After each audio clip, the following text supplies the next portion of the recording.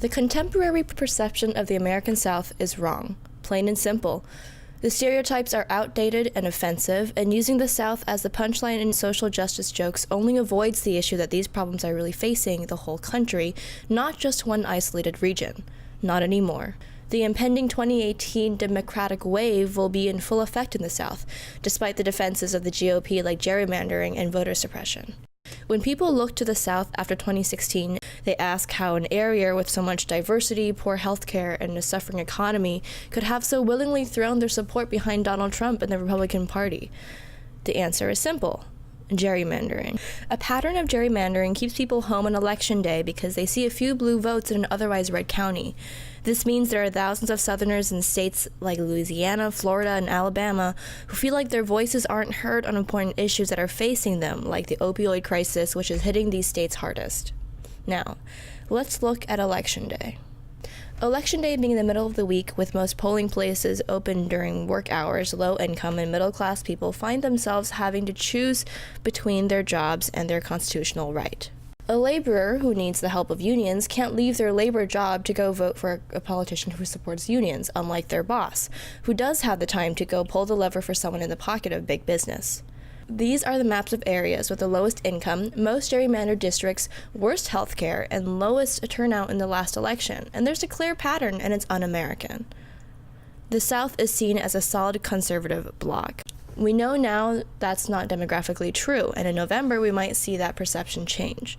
Political action and dissent have exploded in the last year, and the South is no exception. Samuel Sinyangwe, a statistician and activist, spoke at Wellesley College and said that the past year saw more protesters than the entire civil rights movement. America is more politically active than ever, and the South will not be left out. Campaigns to turn southern states blue are everywhere. Moderate Republicans are being offered centric Democratic legislation and qualified candidates in the place of the party over people mindset, and it's working. 2017 saw a string of excruciatingly close losses by Democrats in special elections across the South until Virginia. In Virginia, Democrats swept the gubernatorial election and the state legislature. Ralph Northam beat out Republican incumbent Ed Gillespie for the governorship, and in the state house, history was made. Danica Roem, the first openly transgender candidate in Virginia, won over the wildly homophobic Republican incumbent who introduced the infamous bathroom bill a year earlier. And Kathy Tran, a Vietnamese refugee, became the first Asian American in the state's House of Delegates.